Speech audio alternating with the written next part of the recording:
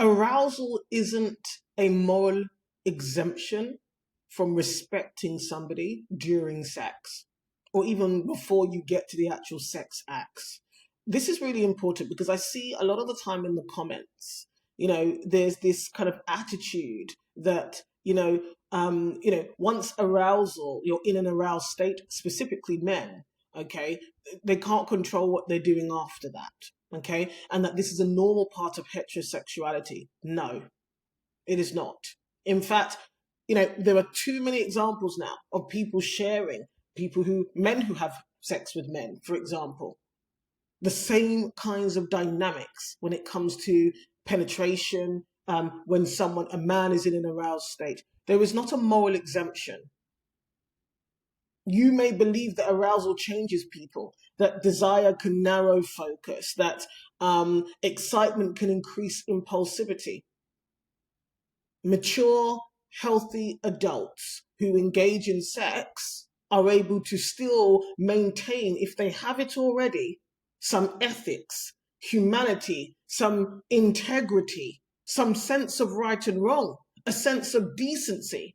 And I have to be honest, sometimes I think to myself, maybe you just don't have those things as a person at all. So that's why when you're in an aroused state, you can't pull for any of those things because they're not in you.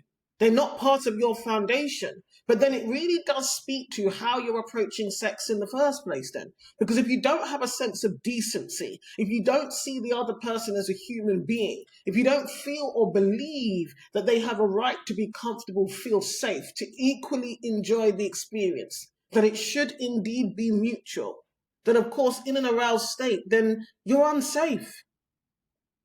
That's all that comes down to. You are then unsafe. It's not a moral exemption. That is not good enough.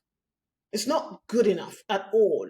And I remember when I was growing up in my old religion, the former religion I came from, there were a few times where this topic would come up, whether it was in, the formal worship meeting or people were having side conversations. And there's honestly this belief that once a man is aroused, he can't control what he's doing. And so as a woman, you just have to go along with it. No, it's not a moral exemption. Arousal does not remove responsibility and decency. You should not be seeking a release at the expense of somebody else's body and their dignity and their humanity and their comfort. That's not acceptable. It really is not acceptable. And in reality, what it does for people is it's really unpleasant and uncomfortable in the situation, even if they like you, even if they love you, even if they trust you normally. That is not pleasant as an experience at all. And what you see often in the comments is women talking about the resentment, the fear, the anxiety that builds as a result of having and encountering those situations over and over again. If your awareness of another person's humanity disappears the moment you're aroused, this isn't simply desire. Okay? That's a character issue. It's a character issue. And you can talk about conditioning and programming and all of the things all you want. You can talk about all of that, but ultimately you have a responsibility as a human being. And this is why I talk so openly about this, because for young girls and women who are going into these sexual scenarios, do not allow people to gaslight you. You matter. Your humanity and your dignity matters. And don't allow, because one of the things I've observed over the years is that what will happen is, especially religious people, okay, what they want to do is use this flowery language. They'll start talking about harmony and orchestras and it's teamwork and, then they'll bring in God and the Holy Spirit. It's a sacred activity. It's holy. The sex sanctifies the marriage. It brings you closer together. It's about connection. Yeah, they may even use the word intimacy, which is very interesting because when you look at the definition of intimacy, okay, inherently within that definition, there's a sense of regard, human care, human consideration. Do not get caught up in the flowery words. It sounds like poetry.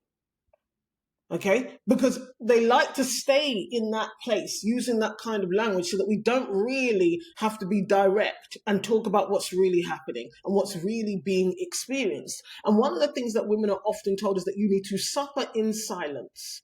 Okay, and if you do share your experiences, it must be done nicely, politely, in a feminine way, in a way that does not offend, in a way that's not deemed to be disrespectful to a man.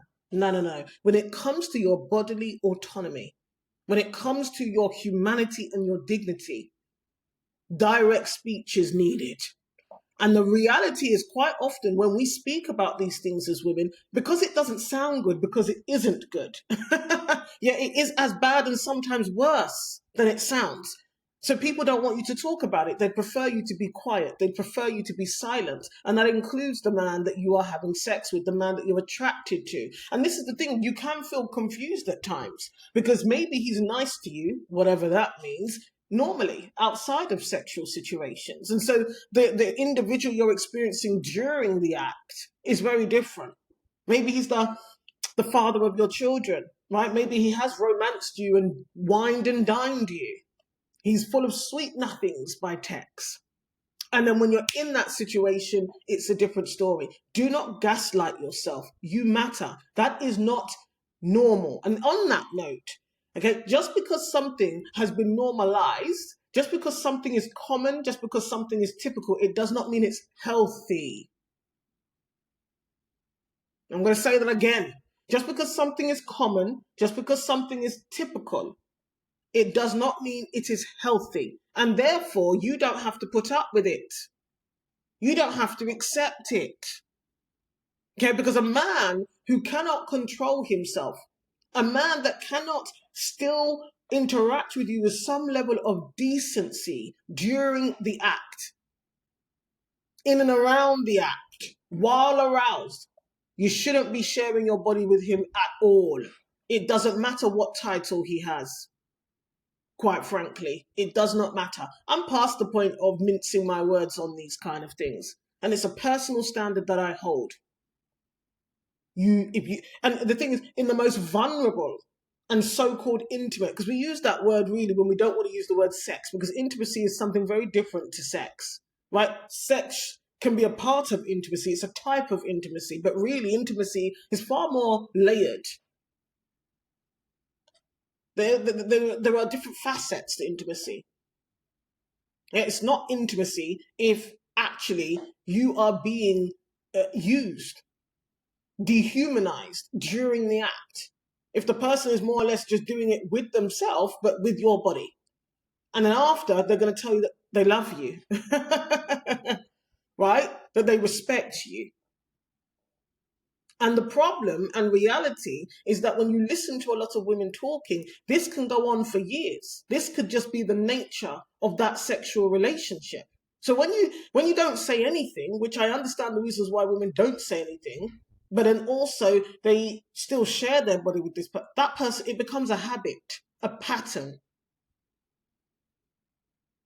It is okay to say something. And if they are defensive, resistant, if they tell you that you're being disrespectful, that is about their ego. And they're putting their ego and also their own release, because that's what it is. Unless it is truly intimate, unless it is mutual, it is about their release. That is gratification. Because unless it's mutually pleasurable, mutually fulfilling, and mutually safe, it is gratification. That's what it is. And really, through behavior, they're telling you, no, I'm going to use your body. I don't have regard for how you feel. Your pleasure, comfort, safety is not a priority to me. You're just a body. It is okay to say, I'm not sharing my body with you again or anymore or until. And one thing I am going to say is that, you know what? Men understand consequences. Sometimes you can talk, and I'll be talking about communication and how that is now being weaponized against women. You can talk, say everything, and nothing changes. Yeah, but you know what? Consequence. Consequence. One thing about me is I don't reward bad behavior. Okay, and me sharing my body is a reward. If I share my body with someone who has used it, where it's not mutual and they're not listening, they don't have any care or regard, and then they're resistant when it is brought up, me sharing my body with them is a reward for bad behavior? Absolutely not. And I want to be very clear here. Women are not asking for their minds to be read. Right? Guess your way around. It's pay attention. That's what decent, healthy, genuine human beings would do. Pay attention. Notice. Care. Care when I'm uncomfortable. Treat me like a real human being. Treat me like a person, not an obstacle between you and your release. That is what women are really asking for. That is what women are really asking for. Okay? So, as I always encourage you to do, you can find me on Substack. I talk about these things in more detailed nuance. And yeah, until next time, take care.